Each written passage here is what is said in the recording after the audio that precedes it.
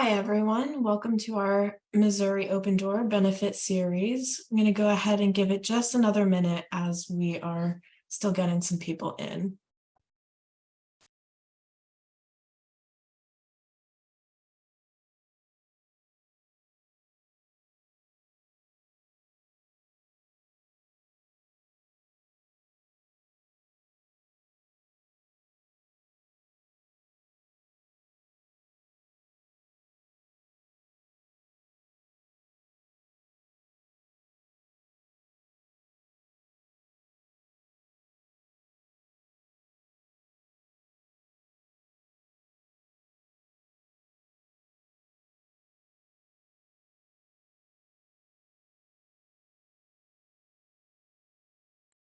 All right, we'll go ahead and get started. Again, this is our Missouri Open Door benefit series, and today our topic is Pay Less for Medicare Options. My name is Angelina Alpert. I am a research assistant at the University of Missouri, Kansas City Institute for Human Development. And these Open Door series are sponsored by the Medicare Improvements for Patients and Providers Act, or MIPA, priorities 1, 2, and 3. So priority 1 is CLAIM, which is the State Health Insurance Assistance Program. I partner with this on the Missouri Department of Health and Senior Services, and then the Institute for Human Development as the No Wrong Door designee for the state of Missouri. So just a little bit about Missouri No Wrong Door. Its goal is to transform the way people access services in the community. And it does that by supporting individuals and caregivers to make decisions on complete and accurate information about their options for anybody seeking long-term services and supports, regardless of their age, income, or disability. So just a little bit about our Open Door series. They follow our integrated support star. And this tool is to help an individual look at all different types of services and supports. Sometimes when they just have eligibility specific services, it can sometimes cut them off from their community or relationships. So we want to look at all aspects of services and supports to make sure an individual is integrated into their community. So we have personal strengths and assets, so skills and strengths, things that an individual is good at, relationships, whether it's family, friends, or acquaintances, eligibility specific, which is what this benefit series is based on. So that's anything that's needs based. You have to meet some sort of eligibility requirement for those services. Community-based are places in the community, business, parks, schools, libraries, something that any individual would have access to regardless of any type of eligibility needs. And then technology, which is anything from personal technology, your phones, your laptops, up to assistive or adaptive and environmental technology, which we talk about those more in our Open Door Technology series. So the benefit series that you're at today, the next one will be August 9th, and that is the second Wednesday of every month from 12:30 to 1:30. And then the technology series is the fourth Wednesday of every month from 12:30 to 1:30. And so the next one there is coming up on July 26th, and the topic will be staying safe at home. And I will pass it over to Gary from Clayton. All right. Good afternoon. Thanks for attending our seminar, and we're happy to be a presenter here again today. Today, we're just going to talk a little bit about how to pay less for Medicare. And as always in these seminars, we ask that you don't share any personally identifiable information with us. So we're always happy to take any specific questions you might have by calling our 1-800 number that we'll put up there. But for the most part, we'll just go through our session and start. So the objective for today, really, we want to help you discover and understand what kind of help there is for paying for Medicare costs. As we all know, Medicare is not free, and there are costs associated with it, and there's some strategies for reducing your costs depending on your situation. So we're going to go through some of those scenarios through extra help and some savings programs. And then we're going to talk about some other things that you may have heard about on TV, radio, newsprint, phone calls, whatever, whether it's Medicare Advantage programs, give back programs, some prescription assistance programs as well. And then we're going to just go through what are the requirements for each savings program. And so there's both income and resource requirements, and just how do you apply? Once you know if you are eligible, how do you apply? So that's kind of what we're going to go over today. So just as kind of some background, Missouri SHIP, and SHIP stands for the State Health Insurance Assistance Program. And it was created by Congress as part of Medigap reform. And really what we do is we help with Medicare education. We do Medicare 101 presentations. We do presentations like this. We help people with open enrollment. We take calls from beneficiaries that have questions about their Medicare, that they don't know whether they should be looking at a Medicare Advantage or where they can get help. So the big thing about SHIP counselors is we don't sell or promote any insurance company or product. So we are totally unbiased. And so that lets us give you the best answer for you, not the best answer for the company that you might be calling. So, and that is our 1-800 number down there, the 1-800-390-3330. And that'll contact you to the claim contact center, who can route you to a counselor and take your questions. As far as funding, the Missouri Department of Commerce and Insurance, or DCI, has a federal grant, and Missouri SHIP and MCH has had that contract since 1993. So we were very, very proud of that. Long-standing relationship with the Department of Insurance and with the beneficiaries of Missouri. So as we said before, we do help. Kind of our Super Bowl is open enrollment that starts on October 15th through December 7th. And through that, we help people with Medigap, Advantage plans, prescription drug plans, doing those comparisons, appeals, grievances, really anything you can think of that a beneficiary might come across with dealing with their Medicare. Okay, we're going to talk about stretching your healthcare dollars. And how many of you have bought something on Amazon Prime over Prime days? I'm assuming some people are nodding their head. I know I bought a couple of things. And you know, the reason why I buy on Prime days is because things are typically cheaper and I can save some money. And so just for the same reason that I want to buy things when it's cheaper, I want to be able to stretch my healthcare dollars as well. So let's talk a little bit about how that might work. So with Medicare, there's actually both federal and state programs available that help save beneficiaries money. And the 5 programs that we're going to talk about today are Extra Help, and that really deals with prescription drug assistance. Medicare savings programs, there's 3 of those, QI1, and we'll go through each one of these in detail. So this is just kind of a tip of the iceberg. SLMB, QMB, and Medicaid, which is Missouri Health Net. And SHIP, that's a lot of what we do is help people apply for assistance, qualify them for these programs as well, so they know kind of how to go about it. So again, there's our number there that you can get a hold of us at any time. And we really like to hear from you.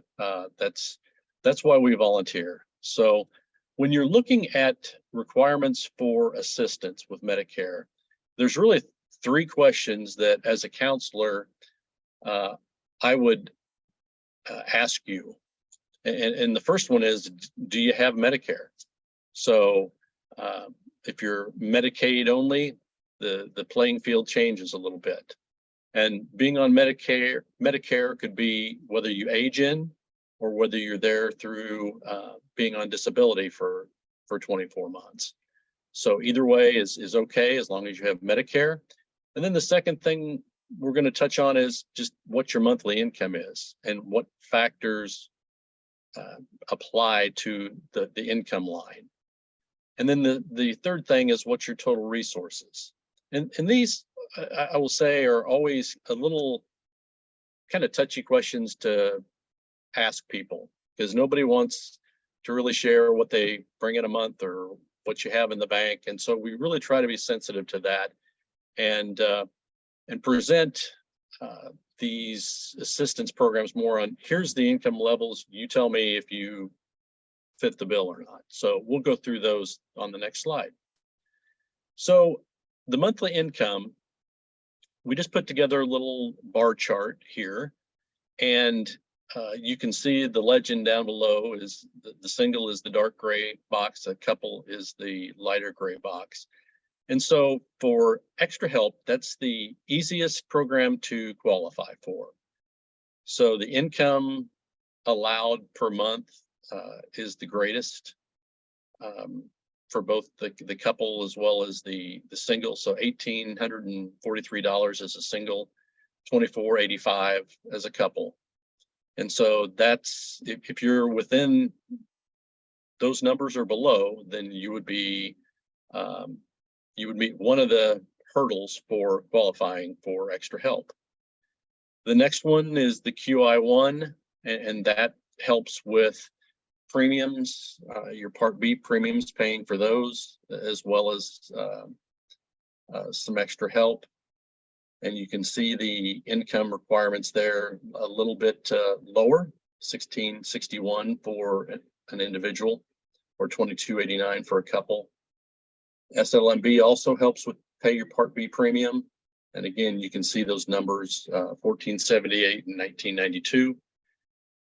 And then QMB as well, you can see those numbers. And finally, Medicaid is the most difficult to qualify for. Now we'll look at the resources. So again, we said the income was part of it. Now the resources. So basically the resources we're talking about are really things like cash in the bank, CDs, dividends, savings accounts, things like that. And so with Extra Help, again, the easiest to qualify for, you can see that starts at $16,660 and $33,240 for a couple. Then it goes pretty far down there as you go to QI1 and SLMB and QMB. So again, this is just right now just to show you the lay of the land. So nothing to memorize or anything like that, but you can kind of assess personally. You know, you look at that and you go, okay, I fit in this bucket, or I don't fit in any of the buckets, so I probably won't qualify. So it just kind of gives you that lay of the land before we get into what the programs actually do. Darren, we have a question in the chat really quick. Sure. Asking if there were somewhere that those income guidelines were located, since they might fluctuate, if there's somewhere that they could view them at. Sure, and we can hopefully put something in the chat as far as a link to some of those income guidelines. And some of these will show up, and I'll have links actually in the presentation. It'll be associated with the application as well. And so they'll be able to see them as well. So yes, they do fluctuate every year. They're absolutely right. So we'll make sure that we either, if we don't get those in the chat, we will make those available to you as you send out the presentation at the end. Thank you. Mm-hmm. Okay, again, we're going to start with Extra Help. And Extra Help is a program administered by the federal government, by the Social Security Department. So not a state-based, it's a federal-based program. And as you know, that's kind of how you sign up for Medicare, is through Social Security. So that makes sense that Extra Help is associated with that as well. Again, we said it's the easiest to qualify. It's a great program. The estimated benefit for Extra Help to a beneficiary is around $5,300, I believe. Yeah, $5,300 a year. So it's a great program. And what it does is it reduces the Part D premiums. So the Part D is your drug plan for Medicare. And with those plans, there comes deductibles and copays and that sort of thing. But Extra Help takes care of a lot of those premiums and deductibles and copays, and either reduces them or eliminates them, depending on if you have full Extra Help or partial Extra Help. And so I think the average premium for Part D premium was around $32 or $33 a year or a month in 2023. So it covers part of that, as well as the deductibles. I mean, tended to fluctuate around $500 a year, so you can take care of that as well. And to totally take care of the premiums, you need to be on a benchmark plan, there was, I think, 3 or 4 of those last year. You can be on another plan, it would just reduce instead of totally eliminate that premium otherwise. And this is, it seems like everything in Medicare has 2 names, and I think that's very confusing for people. But the other thing, it's also called a limited income subsidy, or LIS. But Extra Help and LIS are the same thing, administered through Social Security. And we've talked about some of the requirements of being on Medicare, the income requirements, as well as the resource requirements. So let's go ahead and just revisit the income and resources on one page here, a little easier to see. So again, monthly $1,843 or $2,485 for a couple, and your resources there are on the right-hand side of this chart. So $1,660 and $33,240. So things that, and again, I think it's on the next slide, so I guess we'll go there. The income that counts, Social Security benefits. So if you get a Social Security check, that goes into your income, as well as your wages from a job. There are some things that are taken out. The first $20 of all income, housing assistance isn't included, SNAP benefits aren't included. So there are various exclusions associated with what counts as income. And I always tell people, once you go through the process of looking to see if you think you're eligible, and Social Security has a good worksheet on their site that helps you find out if you're eligible before you even apply, which I would suggest that you do that. But because they do have exclusions, if you're close, I would suggest that you go ahead and apply. Because with any of these programs that we're going to talk about today, if you don't qualify for one program, you may qualify for another one, and they may refer you to another agency. So it's a good way to kind of explore everything that might be available to you. So the resources that we talked about, again, checking and savings accounts, stocks, bonds, mutual funds, retirement accounts, real estate other than the home you live in. So the home you live in does not count towards your resources that you have. And again, the ones that don't count, like, again, your home, a car, a burial plot, up to $1,500 in burial expense insurance, furniture, household personal items, really things that aren't very liquid, if you will. If you want to have a general category, those don't count typically. And so, again, it lists all that on the Social Security worksheet for eligibility that you would see. And we talked about the links, Angelina. And so for applying for help and to get the requirements, the Social Security benefits link is right there. And that'll talk a little bit about the benefits as well as the requirements. And it'll also have a link into the application itself. And they do suggest when you go to fill out the application that you have things like your bank accounts, your financial records. So both for, if it's a couple, for both husband and wife, so you're ready to fill that in. They do have a nice site to where you don't have to complete it all in one shot. you can save it. If you get stumped or you don't have the information that they're asking for, you can save it, come back, and pick up where you left off. So that's a good benefit. So the other way is you can call claim, and we would be happy to help you fill out those applications and make sure they get submitted to Social Security correctly. Okay, now just to test your knowledge a little bit here, we're going to have a little poll that Angelina is going to bring up. So we talked about extra help. And so the question for you is extra help a program provided by CMS, by Social Security, Missouri SHIP, or Missouri Family Services Division? And we got a trend going here, and I like the trend. And that's right. Social Security is what we want. It's a federal program, as we said. So we got about 88%, which that's great. Okay. So we're good to go on that. Let me get that off my screen. Okay. Now, so again, just to recap, Social Security is really focused towards your prescription drug savings. So that's doesn't have anything to do with your Part B, Part A, medical costs, just prescription drugs. It's very focused.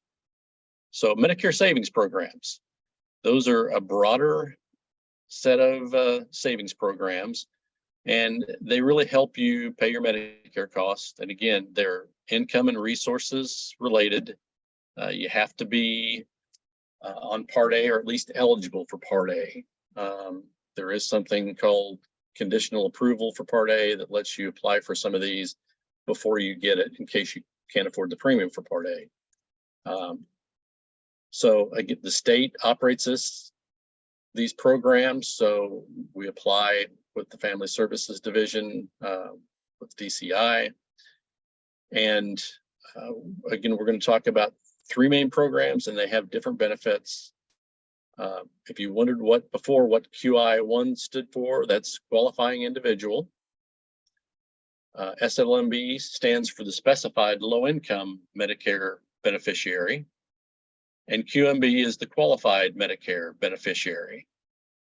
And of the 3 of those, we talked about QMB would be the toughest to qualify for, or have the most stringent income and resource requirements, but it also pays the most in benefits. So that kind of makes sense. The QI1 and the SLMB, they both pay, if you qualify for them, they both pay your Medicare Part B premium, which this year is $164.90 a month. So that's a great benefit in itself. I mean, that's nearly $2,000 a year in savings if you qualify for one of these programs. In addition, when you qualify for QI1 or SLMB, it automatically enrolls you in Part D extra help. And so we already talked about the fact that extra help could be worth up to $5,300 a year by itself. So right there, just talking about the Part B premium and extra help, that's over $7,000 worth of assistance. So that's a great benefit to have. And again, the requirements just a little bit different on the income requirements for QI1 and SLMB. But you can see those, the single 1661 for QI1, 1478 for SLMB, and the resources are the same for both, a little over 9,000 for single or 13,000 for a couple. So the QMB program, which this is kind of, in my mind, the holy grail of Medicare savings programs. QMB is a great program that pays for your Part A premiums if you have them. A lot of people, as you know, and we've talked about on these seminars, most people get Part A for premium free because they paid in throughout their career when they worked into Medicare. But if you haven't, or your spouse hasn't, and you have a Part A premium, QMB pays for that. It also pays for your Part B premium. The co-insurance and deductibles for Part A and B, it pays for. If you want a Medicare Advantage plan, you can do cost sharing for that. And again, you get Part D extra help. So what this is like is, we talked in a previous seminar about a Medigap, which is a Medicare supplement program that is designed to pay like the 20% that Medicare typically doesn't cover. And the QMB program basically does that, but without an associated premium that you have to pay. So by qualifying for that, it picks up that 20% that Medicare doesn't pick up. If there's deductibles, it picks up that as well. So really, this is great coverage. Plus, you get the benefit with Medicare, at least original Medicare, of being able to choose really any provider that takes Medicare across the country. So you're not limited to a network, but you really get all the health care at zero cost. So very good benefit. Again, the income requirements are less than the QI1 and SLMB, but still, again, if you're looking at that and say, I fit in these categories of resources and income, then I would encourage you to contact Claim and we'll get you started on an application. And so for the applying for help, again, this is a state program, or state programs, I should say, for all three of these. And there's a link there for the eligibility and to get to an application. And again, if you apply for this, you're also going to be able to get the extra help as well. And the nice thing about the Family Services websites is it allows you to check your status. So sometimes when you do things electronically, you never know if it's accepted, you never know where it's at, if somebody's looked at it, if it's being processed. DCI has a good website that you can go in and you can put your Social Security and date of birth, and it will pop up your status, whether you've been approved, whether it's pending, received, or whatnot. So it's a good way to be able to check without having to be on hold when you call into the call center and try to find out your status. One of the things that are associated with these Medicare savings programs, and it's really with all of these, is there's some ancillary benefits, if you will. So if you qualify for any of these programs, it allows you to enroll in Part B and Part D with a special enrollment period. And so you don't have to wait for an open enrollment or general enrollment period. It lets you go ahead and apply for B and D really about any time. And it also allows you to change your Part D drug plan every quarter, in addition to the open enrollment period. So if your circumstances change and you need a different set of prescription drugs, you find out the plan you were on wasn't what you wanted, it lets you change that without any penalty, which is a great benefit. Also, if for some reason you didn't sign up for Part D when you could have, and you've been carrying a late enrollment penalty that's typically associated for life of the beneficiary with Medicare, if you're approved for these savings programs or Part D extra help, the late enrollment penalty goes away. And so that's really the only way that I know of that you can avoid that late enrollment penalty associated with that that program. So that's, again, a nice benefit. And again, the QMB is the best of those programs. And so if you're on original Medicare, in-network, your Medicare Advantage plan can't bill you for any Medicare cost sharing. So that's a great benefit. So those are probably as important as just paying the premiums, honestly.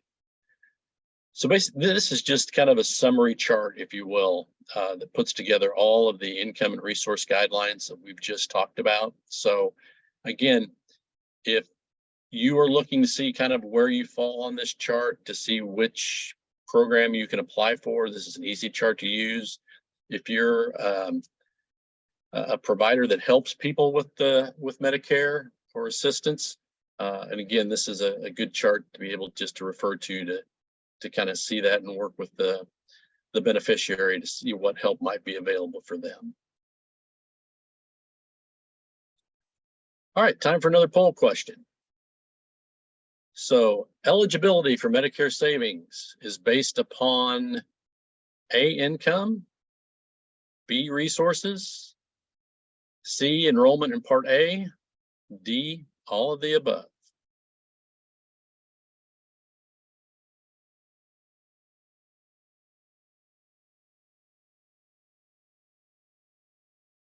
You guys are too good. Yep, the answer is D, all of the above. So income, resources, and you have to be enrolled in Medicare. So absolutely right. Good job, guys. Okay, we've got a couple of slides on Medicaid or Missouri Health Net. Again, one and the same, two names for the same thing, again. And the reason we're just going to touch on it is because our next series is going to touch on dual eligibility with Medicaid and Medicare. And so we're going to save a lot of the details on Medicaid for that series. But just to give you a little primer on that, Missouri Medicaid program is Missouri Health Net. So just so there's no confusion, sometimes when we work with beneficiaries, we'll say, are you on Medicaid? And they'll say, no, I'm on Missouri Health Net, or vice versa. We'll say, are you on Health Net? And they'll say, no, I'm on Medicaid. So just to kind of eliminate that confusion, one and the same. And it's really designed to cover low income people, children, guardians, caretakers, age, blind, and disabled. And it covers the cost of qualified medical costs for individuals that meet certain eligibility. Again, income and assets is what they're looking for as far as eligibility. And it is possible to be on Medicare and Medicaid at the same time, and we call those dual eligible. And again, we'll talk about those in August at that seminar. So I encourage you to attend that as well. So the resources, again, you can see the resources go down from any of the Medicare savings programs. Single can make 1,033, couple 1,397. And the resources just changed in July, 5726 and 11452. And so with Medicaid, your choice of providers is more limited than it is with Medicare. So that's more of an issue to be cognizant of as you look at that. That's why if you're able to get on Medicare and Medicaid, that's the best way to go, kind of best of both worlds. So we're going to kind of transition out of the savings programs, if you will. And I would call these next things more strategies or alternative ways that you may save money on your Medicare costs. So these aren't grants or subsidies, they're just really strategies, if you will. So special needs plans. And for dual eligible, they call them, if you want to be one of the cool kids, you call them DSNPs. So anyway, those are people that are eligible for both Medicare and Medicaid. And special needs plans really are designed for specific specialized coverage, if you will. Some sort of chronic illness. It could be diabetes. It could be cardiac problems. It could be any number of chronic illnesses. But there are special needs plans that are kind of designed to help pay for coverage associated with those specific illnesses.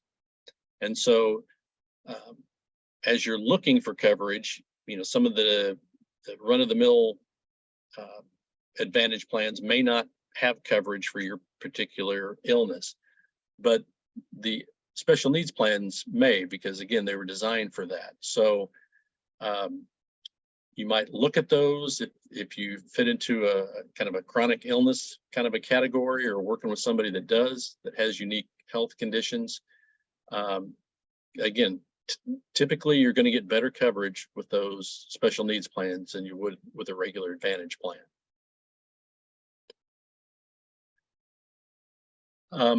And again, the D-SNPs tend to offer the most comprehensive set of health coverage among all the Medicare plans, because they are worked to coordinate the coverage between Medicare and Medicaid. And so that's the good thing, is they're counting on that coordination of coverage to handle more of the costs, so those aren't passed down to you. So if Medicaid doesn't cover something, then Medicare would cover something. So that kind of hand in glove coverage means a benefit to you. But as always, just be prepared again to use network providers in more of a managed care environment. So there is kind of a reality that you aren't going to be able to access any provider that just takes Medicare when you're in a dual environment. You'll probably be in more of a managed care environment. Okay, some of what seems like we get a lot of questions on at Claim when people call in or we do open enrollment is they ask about Medicare Advantage Part B give back plans. And with a give back plan, there is a potential that you might save some money. And the companies that do Medicare Advantage plans have designed some of the benefits of that plan to be a rebate for your Part B premium, either a portion or all of your Part B premium. And so lots of names for it: Social Security give back, premium reduction, Part B give back, money back in your Social Security check.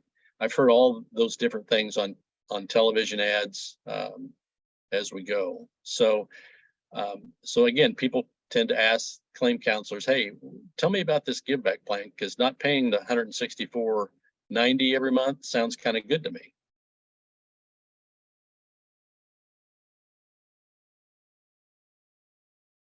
So to be eligible, really, there's not much in the way of eligibility. There isn't any income or resource requirements for eligibility for a give back plan. So you just need to be enrolled in Medicare and not original, but in a Medicare Advantage plan, and you got to be paying your premiums. So it can't be having your premium covered by a Medicare savings program.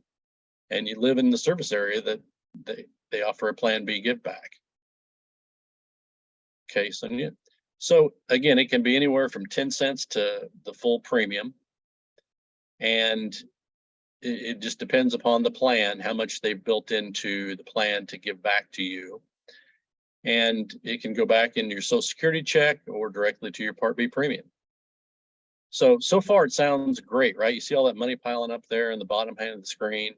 I mean, you hear it on TV and you say, this has got to be the best thing. So let's talk a little bit about that. Up one back. So a word of caution. So a give back plan really doesn't, and I put it in red so we'd all see it, it doesn't necessarily indicate it's a better plan. And really what I mean by that is they may give you, let's say, $50 back towards your premium. Well, they are probably taking benefits somewhere else in that plan to be able to give you that $50. So it isn't necessarily that you got that in addition to every other thing that's in the other plans. when you look at a Medicare Advantage plan, you have to look at it in its entirety and all the benefits associated with that plan that apply to you. So whether you need that gym membership they give away, or you need the over-the-counter drug allowance, or you need a give back plan, or you need transportation, all those extra benefits that a plan typically has. Prescription drug is a big one, because in a lot of the give back plans that I looked at this last year, very few of them had prescription drug coverage built into it. So again, while you got a rebate towards your Part B premium, what funded that was you didn't get any prescription drug coverage. So you would have had to, find drug coverage somewhere else. And so that's where I say sometimes it sounds good on the surface, but once you look at all the benefits associated with the plan that you're choosing, you may be missing out on more benefits than you're getting. So don't let it fool you just because it was kind of a shiny object that was flashing at the top saying you can eliminate your Part B premium. But if you find, a plan that checks all your boxes and includes the give back, that extra money is a bonus. But just be careful is what I would say going into it, because the plan had to fund that somehow. So, and did we have a question, Angelia? I thought I saw a hand raised or something, maybe not.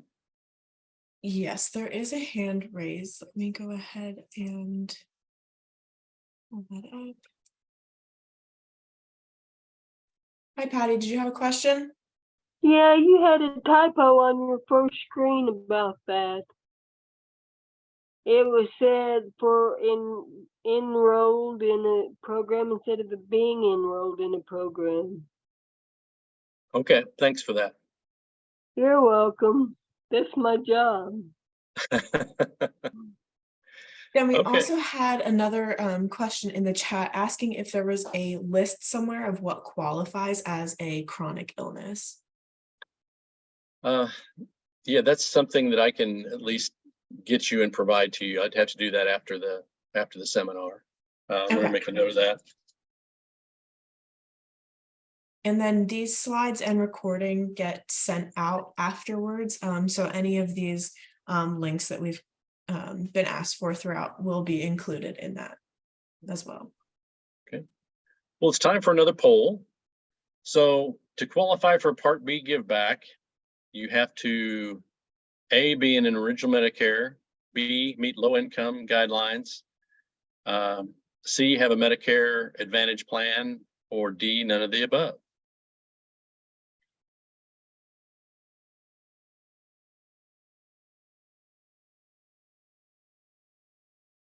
All right, we're all over the board on this one, aren't we?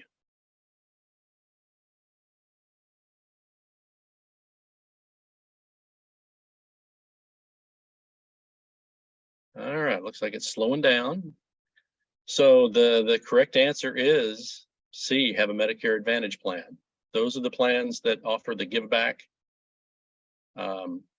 So C is your right answer, or correct answer, I should say. Okay, and finally, another strategy, if you will, for saving money is if you don't qualify for extra help, say you make too much money or you have too much money in the bank, don't qualify, but you've got a lot of costs associated with your certain situation. Could be that you are getting cancer treatment and the drug that they want you on every month is several $1,000s a month. And that's a tough one. And so what we do at Claim and what you can do as well at home is some drug companies offer subsidies on their drugs depending on the need. The eligibility, we have seen it vary widely. Some would provide a month or two free. Some might have an income requirement, but it's actually quite generous. in order to afford that subsidy that they would give you. Again, the doctors sometimes can give you samples for a short period of time. GoodRx, a lot of people like GoodRx, and that saves them money with the coupons. So there are all sorts of subsidies and discount cards out there. GoodRx is one of them. And again, I would encourage you to do that, even if you have a prescription drug plan, to look at that. There's a medicine assistance tool, mat.org, and basically that I'm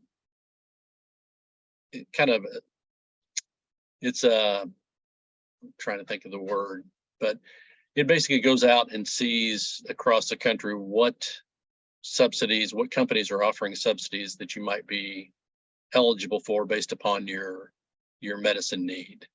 And so whether it's Lilly or whoever that might have a subsidy out there for you, or savings programs, that kind of goes out and it'll tell you. It's a lot of times there's multiple sources for a subsidy or assistance. And so mat.org kind of organizes that for you. Needy Meds is another one that you can go out to see if they have assistance for you if you don't qualify for some of the other programs that we talked about. I just listed Lilly Cares as one pharmaceutical company that has an offshoot that basically can help subsidize some of the costs. Most of the big drug companies do have that sort of thing. And so it's always good to be able to check those, and Pan Foundation as well. So all of those are good ways to help save you money, especially if you don't qualify for extra help or another program. All right, our last poll, I believe, is Medicare savings programs can help pay for premiums, copays, and coinsurance. Which of the following are a Medicare savings program? QMB, SLMB, QI1, or all of the above?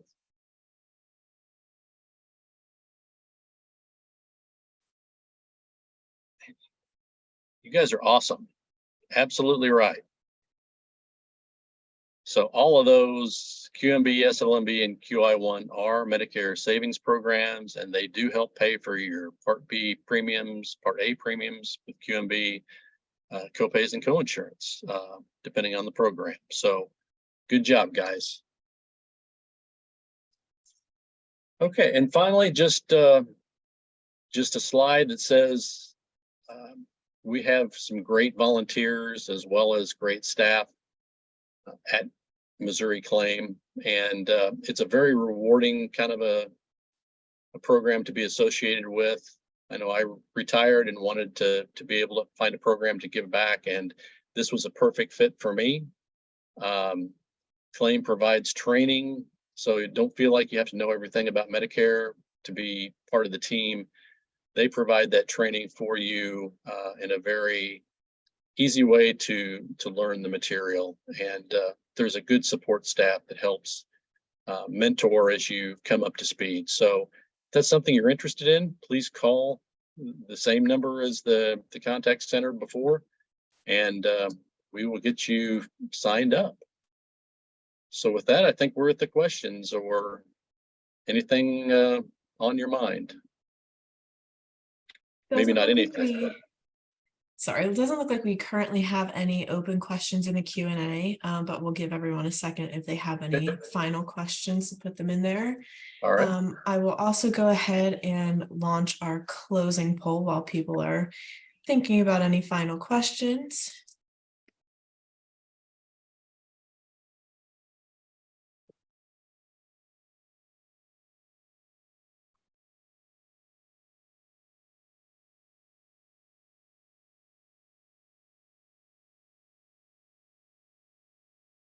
And so far, it doesn't look like we're getting any additional questions. I will just remind everybody that our technology series is coming up on July 26th, and then our next benefit series will be August 9th. And thank you, Gary. Thank you, Sonia, for the information today. And we will see you all next time. Thank you. Thank you. Oh, we have one more question that just came in. Is there an income disregard for earned income for MSP similar to SSI? There are some disregards. I think we talked a little bit about that in the chart, but there are some. Again, that's why I say, like if you're supporting a family member or something like that, there are different exclusions associated with some of these programs that, if you're close, I would say apply, because it does help with that. So yes, there are some exclusions, and they're different for each program. So the link that we'll have available will have some of those exclusions on them. Okay.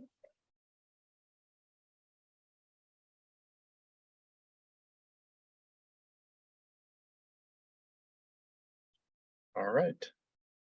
It looks like that's it as far as questions. Okay. Well, thank you all.